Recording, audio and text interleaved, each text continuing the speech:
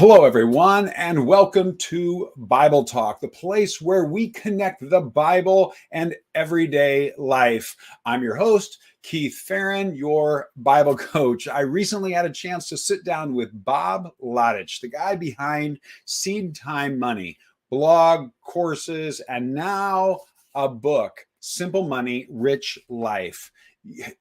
I'm not going to give anything away. You're just going to want to pay attention the whole time. This is a guy who has paid off $46,000 of debt when they got married. He's only 41 years old, and he and his wife have been able to give away $1 million. The way he handles money with a godly kingdom mindset perspective is fantastic. And you're going to love the part of our conversation where we look at how he and his wife have committed to give away their age as a percentage of their income. So if you thought tithing 10% was challenging, he has figured out tithing 41% from a guy who started $46,000 in debt. So here, let's jump into my conversation with Bob Lotich from SeedTime. Hey, Bob, thanks so much for coming on Bible Talk today. Keith, thank you for having me. It's a pleasure and honor to be here and chat about this. Yeah, I am excited. We're going to dive into, you've got your new book, Simple Money, Rich Life, that just came out in the last few weeks. And like I told you when we were, before I hit record, that I've already given away one, and I'm sure that I will be giving away thank you. more. I appreciate that. Yeah, so it's great. We'll dive into that. But for those who are watching Bible Talk, who haven't met you, don't know you and your wife and your ministry, give us a little bit of overview. Where are you calling in from, and tell us a little bit about SeedTime. Yeah, so I'm from Franklin, Tennessee, just south of Nashville. My wonderful wife is Linda. We've been married for 17 years, and we now have 3 little kids, 8, 5, and 3, who are keeping us very, very busy, and who are also very thankful the book is done, because now they can see a little bit more of Dad. So yeah, we're really excited. We're tickled pink to kind of wrap up this chapter, no pun intended, and kind of move on to whatever's next. Yeah. All right. So your background, you are I was going to say a money blogger, but when it comes to the YouTube channel and the blog and the emails that you send out and the courses and now the book, this, I don't even know. Let's just say money coach. I frequently will call myself the Bible coach. So let's call you the money coach. No, I mean, that's a good descriptor, because there's a lot of stuff. Started as a blog in 2007, but it's just evolved and added all that stuff on and podcast on and so many different things. So that's what it is. So the last time that I interviewed you for something a few years ago, we had just had coffee and we decided to do it kind of impromptu. I don't know if you remember, we were sitting in the front seat of my car. Not the same front seat. That'd just be awkward. But so how did you get started? I mean, this is Bible Talk, and your background was not always writing Christian things about money. So how did you get started, and how did you transition into wanting to coach other Christians in handling money God's way, getting out of debt, investing, all that? Yeah. So, if you would have asked me 20 years ago, if I would have thought there's any way I'd be doing this now, I never in a million years. But really, it started when I was in my early 20s, just kind of had my turning point moment with God, where I was a financial mess, and I was afraid to admit it or afraid to acknowledge it. And I kind of just got to this point where it's like I had to cry out to God. Things got so desperate. And so I just cried out to God. I'm like, I need help. I thought I knew everything about money, but clearly I don't. And if you have a better way, like I'm ears. I'm all ears. I'm ready to hear it. I want to hear what your plan is in this whole thing. And at that point, I didn't even know the Bible said anything about money.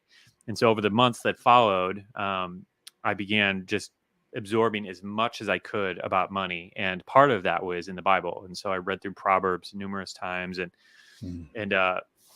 just really began exploring everything the Bible had to say about money. And out of that, I found myself in a place where it's like I was bubbling up with all this stuff. I'm like, this is so cool, and so exciting, kind of connecting the dots of what I was reading in money books and money magazines and all these different things I was consuming with the Bible.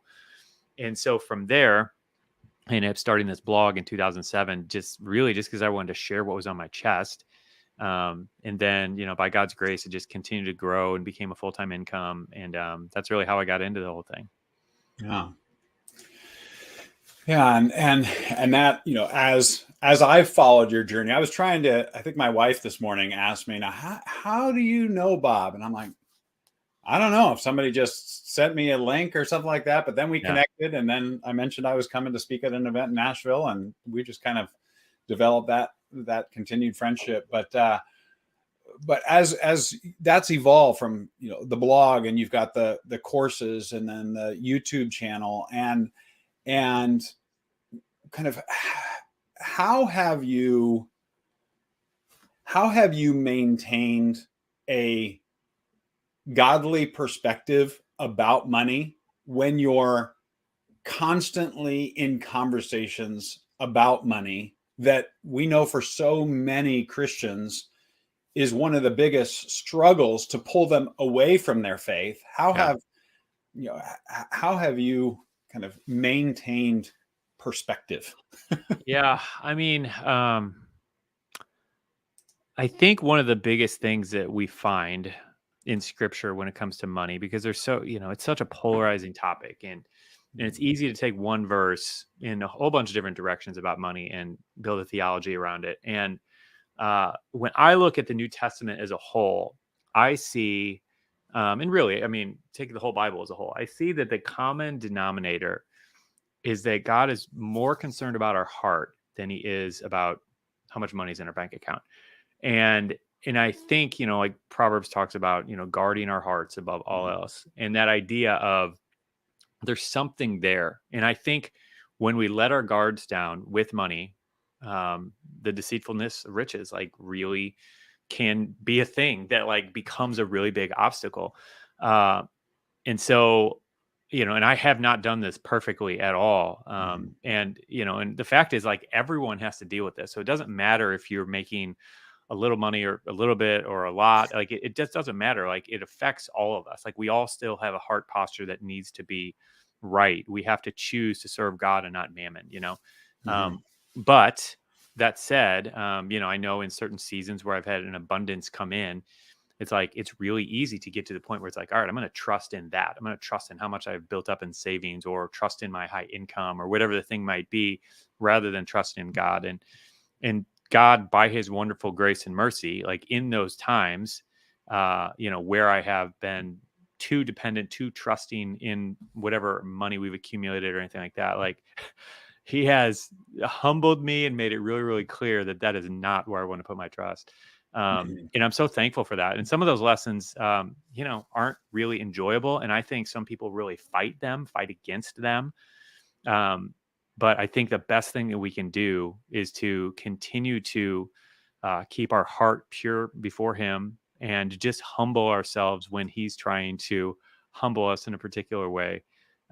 Because the way that he humbles us is so much gentler than, some other means of being humbled, Yeah. Yeah.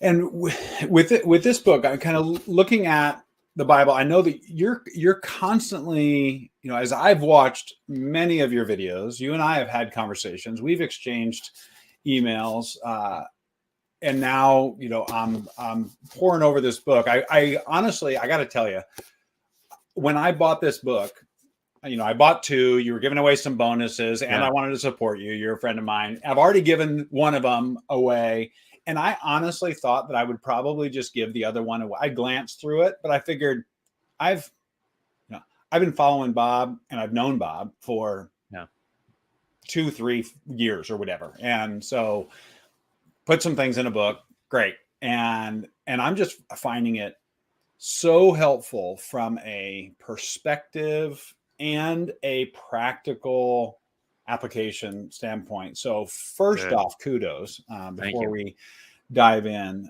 just the writing style. And I think, again, as we talk about this, if you're watching this for the first, if you're watching this and you've never met Bob, the background, we'll get into kind of some of your background, as you weren't born into wealth. always had money, figured out some investing things, stayed true to God in the process, and you're just teaching people how to kind of maximize giving. Yeah.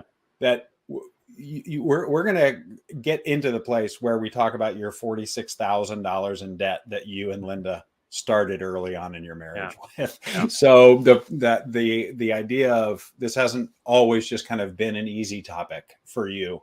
But I love you've got 4 sections in the book, and I'm going to share them here, not in the order that you wrote them, because I think the first one and the third one, most Christians are going to be watching this and go, yeah, that makes sense. Right. So save all you can there. And you've got very practical ways to do that. You cover debt and everything in there. The third one is to give all you can. And, and so I got to say, whenever I grab a book, my first step is I look through the table of contents and just kind of do a skim of what's the journey I'm about to be taken on. And I got to tell you, I almost skipped I didn't, but I almost skipped the first section because I was like, okay, what's he going to do with this second section? Because it's earn all you can. Yeah. That, for most people who have grown up in church, been around the Bible a long time, heard lots of sermons on money, earn all you can does not sound at first glance like a biblical concept. Yeah. So a book about handling money God's way that starts with save all you can. Yep, we got that. And goes immediately into earn all you can. Unpack that a little for me. Yeah. So the way the book is laid out, it's 4 parts, but it was actually based off of a quote from John Wesley. And John Wesley actually talked about this a whole lot. If anybody doesn't know, preacher a couple hundred years ago. Yeah. I think most people listening to this probably know. I feel like I remember who I'm talking to now. But anyway, so John Wesley had this quote, and I'll give you the modern version, but it was essentially, he talked about how, I write and I preach for a living. And he said, and I do that in order to earn as much as I can. And then I also reduce my expenses as much as I can. And I do both of those so that I can give as much as I can. And so we took that, and that really became, I don't know, just a guiding principle for our life and how we decided we were going to handle money. And so, and one of the unique things about Wesley is at the height of his career, or whatever, if we're going to call it career ministry, whatever, and his speaking and everything that he was doing, he was earning an equivalent of $2 million per year. And was actually one of the wealthiest, not preachers, but people in all of England in that time. And it's fascinating because, there's so many people who will hear that and be like, that just sounds wrong. But when you understand the motivation behind it, the heart behind it, yes, we all know that there's plenty of warnings about wealth throughout the New Testament. But again, like when the heart posture is right, in which this is why, I think, and we talk about this in the book, like getting your heart right. It's such an important part of this whole money equation, but especially if we're actually seeking to really earn a significant amount of money, like we have to have that part right. We have to have our heart right. But if our heart is right and we're in the right spot with it, then I believe that we can use, and we should use, I would even argue that we should use the natural gifts that God has given us and to push them as far as we can to make an impact. And then as we do that, and as we work heartily into Him, as we work with excellence, more income is just the natural byproduct of that. And therefore, and then the next step is, it's like, all right, so more money is coming in. It's like, and the purpose behind all of this is, let's advance God's kingdom. Let's use this to push forward organizations and ministries and helping people in bad situations all around us. So, so that's the heart behind it. That's the motivation behind it. And so somebody coming in, grabbing the book, who doesn't have that heart posture right, our goal is to kind of help walk them through that, get that right, before, we started helping them earn a whole bunch of money. But that's the logic behind it all. Yeah. Yeah. And you do a good job with that. And I almost see this as I like that you didn't go save all you can, and give all you can, and then earn all that I like it, that the way that this is organized, it's almost like these bookends of you need to save, you need to get out of debt, you need to kind of get your financial house in order, and you need to be a generous person.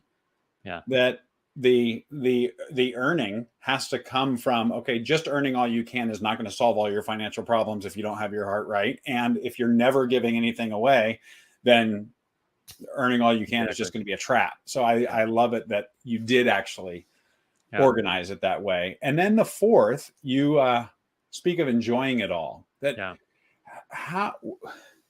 what would you tell somebody who and I'll be honest, I haven't gotten to the fourth section yet in my own reading. I've purposely been reading it slow so that I could actually do the things that you're talking about doing, because you've got the whole Kickstart guide woven throughout, and download this and fill this out, and so I'm learning. Well done. But when you hear enjoy it all, what would you tell the person who just feels like, if I have a little bit extra, I understand giving it all.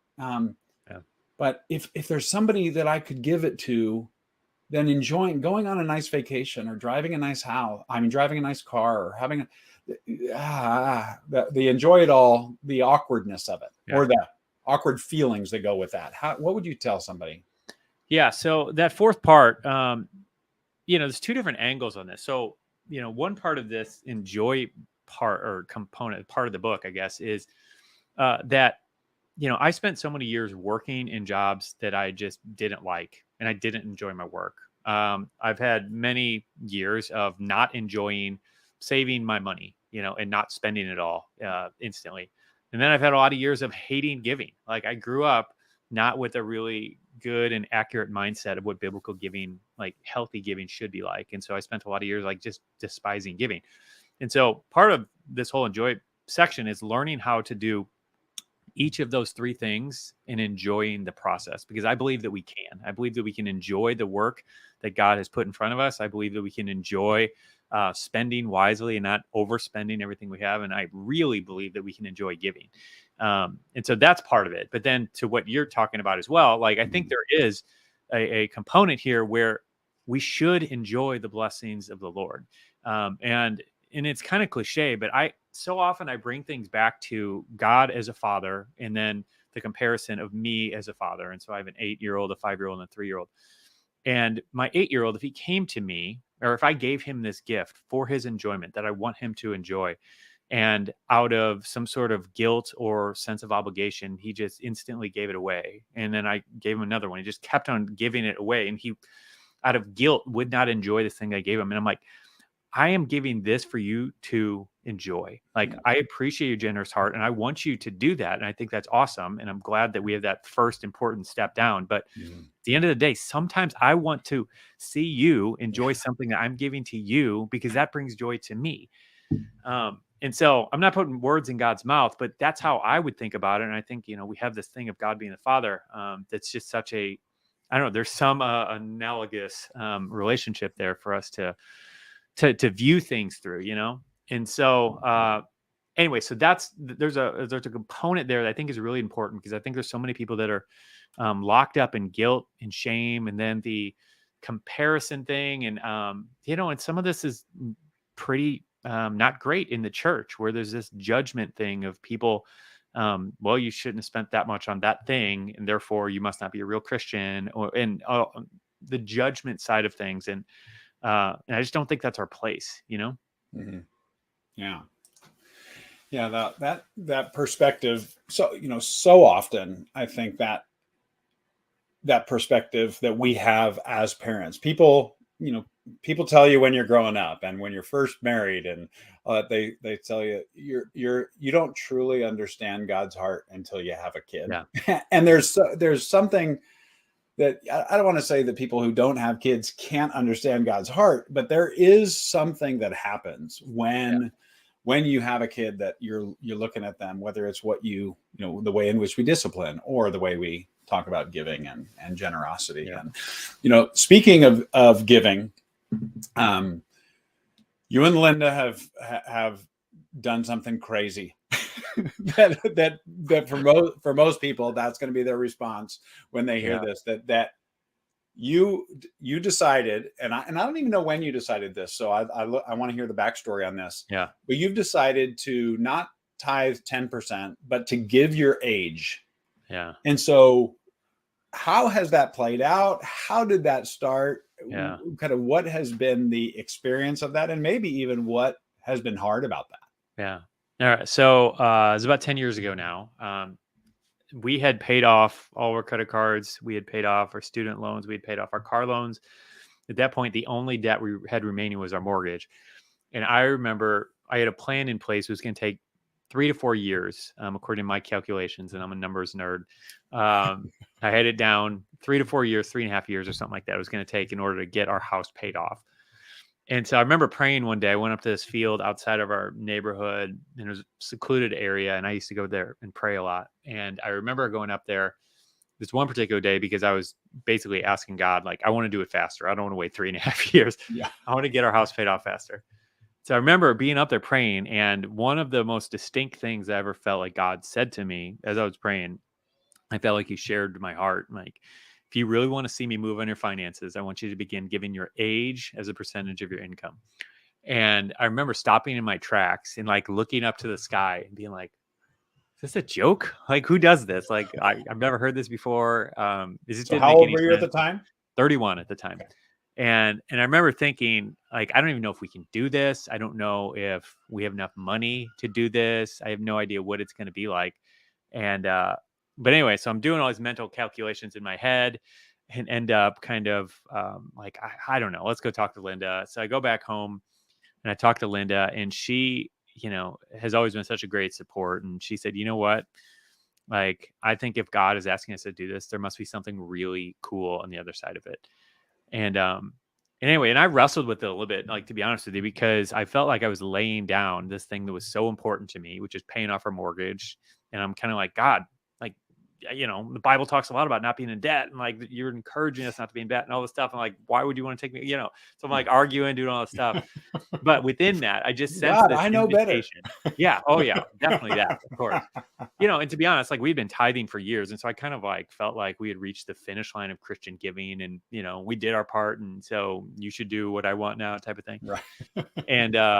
And anyway, so within this, though, the thing, like, this was not a heavy handed, you have to do this or else, but it felt like an invitation to go on an adventure with him. And so even though, like, there's part of me that's like, I'm laying down, this thing is so important because now we're going to like give away all the money we were putting towards our mortgage. So it was going to take like 10 years to get it paid off. But within that, there was a peace. There was, like I said, this sense of invitation that God was inviting us towards. So we decided, Lynn and I decided, it's like, all right, let's go for it and see what happens. And so we began that month giving away 31% of our income, which was one of the coolest things about it, though, is that it added all this extra cash that we now were setting to the side that we were ready to do something with. And that was really, really fun. That was, like, honestly, one of the big turning points in us really enjoying our giving, because we just moved all this money into a separate account, and it's just sitting there waiting for God to show us where to give it. And that made things really, really fun. But anyway, so we began giving 31% of our income. And I'm not joking, Keith, it was 10 months later, our mortgage was paid in full. And I still, to this day, I'm like, I can't tell you how it happened. Like, the math doesn't make sense, but it was just one of those things where I felt like God was like, you do this my way, you follow me on this crazy thing, and I'm going to help you get what you want, Wow. Yeah, Matthew, 6:33, seek first the kingdom and his righteousness, and then these things will be added to you. Like, it was just such a walking display of that in our lives that, it was powerful. Wow. So speaking, you mentioned Linda, your lovely wife, Linda, She is. and you describe yourself. We're in the same sweatshirt, Keith. Oh, look at that. That is so funny. I need some more shirts, I guess.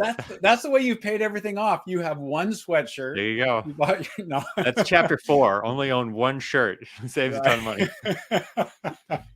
Okay, that's really, really funny. I honestly searched for the two of your names and then clicked images on Google. And makes sense. I do like the sweatshirt. It's a good one. The not clean, you know what I mean? Yeah. And but early on in your book, you know, you've got a picture of the two of you in the book, and you describe yourself as a high performance money coach married to a high performance spender.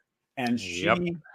she even, because she's got these little blurbs, which I got to tell you, for your book, I think one of the things I love about it is it's a very, very hands-on practical money book that Yeah. reads like a conversation in a coffee shop. Great. And so I Perfect. just absolutely love it. And Linda interjects her paragraphs in almost, you know, several times throughout the book in Yeah. you know, in most chapters, that she's got, oh, this is my perspective. And she kind of self-identifies as a high performance spender. And so you've paid off $46,000 in debt. You've paid off your house. You're giving away your age as a percentage of your income. Yeah. And you describe yourselves as complete opposites from an approach to money. You know, and so how long were you not on the same page? How did you get on the same page? What would you tell to a couple who money, you know, they talk about money, sex, and parenting are the three things that destroy marriages. Yeah. And so how did that come about? And then kind of how have you been able to help other couples that aren't just by default on the same page get there? Yeah. Yeah. I mean, I think we're speaking to most people because Yeah. in my experience, almost every married couple is not exactly on the same page, doesn't have the same upbringing, wasn't raised with the same beliefs about money, like has their own baggage. Like, so it makes sense that we come into marriage and we have opposing views or different views. Like that's really common. And you know, and it takes work. Like there's just no way around that. And we had to go through some of that. I mean, because we came into a lot of things with very different views. One thing that we did that I think we've done well, that I would encourage anybody who is in that position is it's often not about the money, but it's really about the communication, you know, like the money fights or whatever. Like a lot of times it's not just about the money, you know what I mean? It's more about how we are communicating and understanding each other. And so one thing that that really, I mean, I can't really take credit because it's like God hit me upside the head gently, of course, to help me get a hold of this. But when we first got married, like I said, I'm the numbers guy, I'm the math guy, I'm the one who creates the budget or whatever, and she's the one who, at that point, was running out and messing up. But that was part of the thing is I would put the numbers down and say, all right, this is right, this is the way it is, this is math, you know, and so this is the right answer. And then I would say whatever you're doing is wrong, like that's just wrong because this is math and this is black and white and blah blah blah. And what God revealed to me that was really powerful for me was that he put us together for a reason, and that the things in her that are different than me aren't wrong, but they're different. And he created her with intentionality. He created her the way that he did on purpose, and that she has something to offer me. She has something to bring to our finances. She has something to bring to our marriage. And he just kind of showed me and helped me get a better understanding of all the value that she had to bring specifically to our financial life. Because for people like me, it's easy to just see that this is just a math problem. And whatever the other person, like if they're not doing the math problem right, then they're just wrong. And so, you know, just getting very transparent here, like one of the things is that, you know, so like the fourth part of the book is about enjoying things. And without her, I don't think I would enjoy anything. I would be someone who everything is whatever given away or everything's going to saving. And I would never be able to enjoy that. And because of her, she brings so much balance to our whole marriage as a whole, but also our finances, to where we both can enjoy things and we can enjoy our lives and we can take our kids on a vacation and actually enjoy it instead of feeling guilty for it or whatever the thing might be. And, you know, and at the same time, like she's been really good about working through her natural tendency to want to spend everything, you know, like it's burning a hole in her pocket, and to humble herself, to, you know, learn from me and the things that God has gifted me to do. And so we've been very different, but we've been able to find this middle ground where we can both give and lean in the other direction. And I think as you do that, I think it's a really powerful thing. Yeah. Yeah. And so how would you encourage somebody? I want everybody, there are going to be links below this video. There are going to be, I've walked through your courses. I've talked with you. I've walked through your books. I would highly encourage anybody to kind of dive headlong into it. There will be people who watch this video and this 30 plus minutes are going to be their experience with you. Yeah.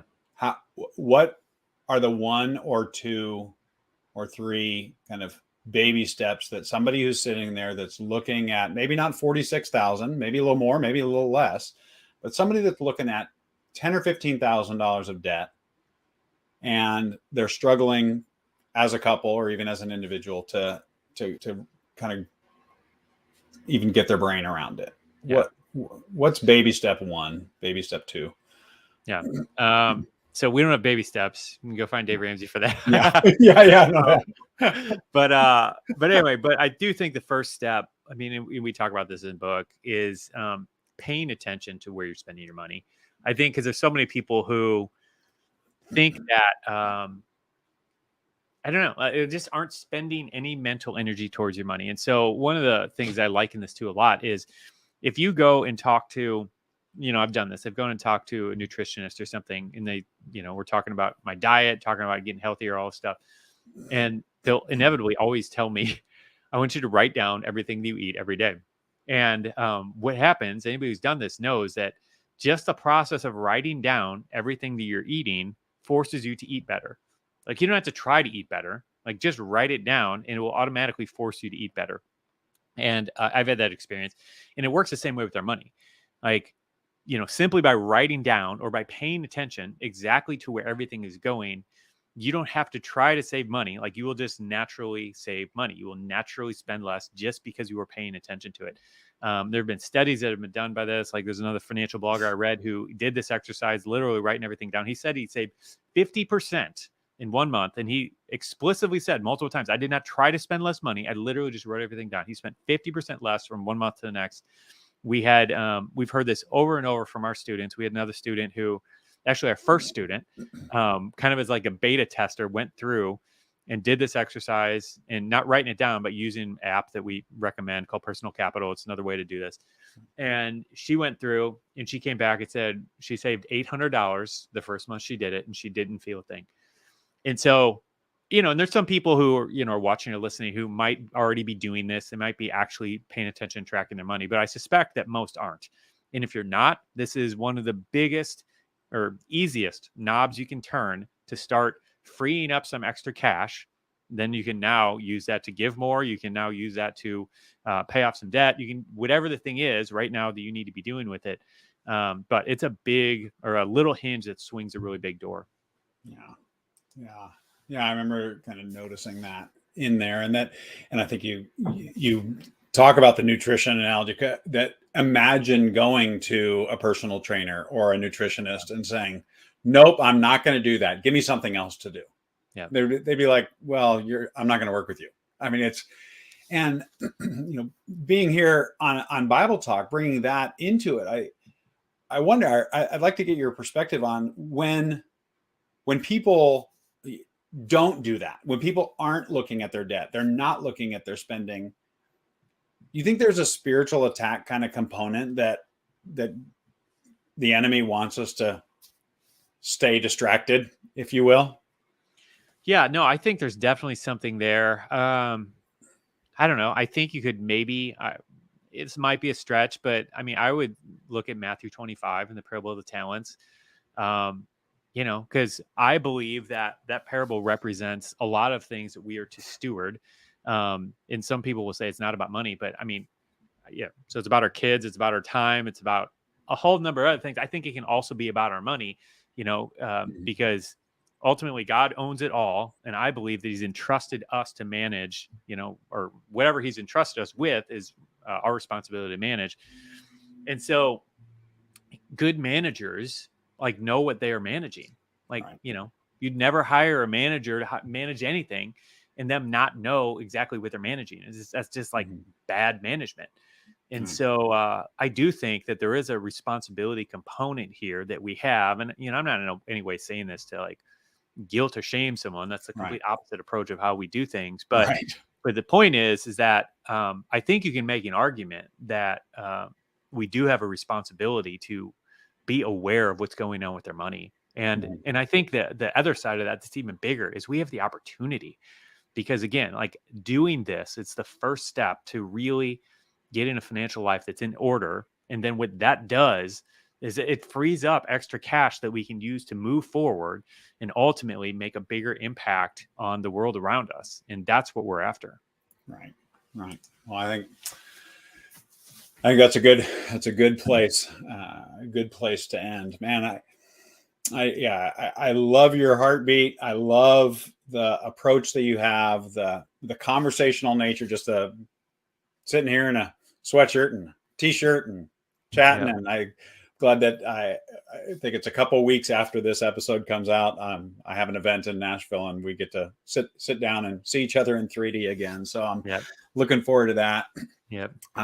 So again, there'll be links below this to Bob's book, to, you can go to SeedTime.com. You can go to @SeedTime. You do a lot of stuff on Instagram. You're constantly giving encouragement and practical tips on that. Love that. Facebook, and then of course on the YouTube channel as well. So whether you're a reader or a video guy or love to read books, whatever it is, you can find Bob and Linda. But so thanks so much for being a blessing and encouragement to me, and I know to tens of thousands, if not hundreds of thousands of people, to use their talents, their resources, their gifting to expand the kingdom. So thank you for your friendship as well. Thank you, Keith. Appreciate you having me on, man. It's good chatting. I love talking about this stuff. So thanks for having me on. Yep. Well, we will do it again. All right, everybody. Thank you. That does it for this week's episode of Bible Talk. We'll see you next week.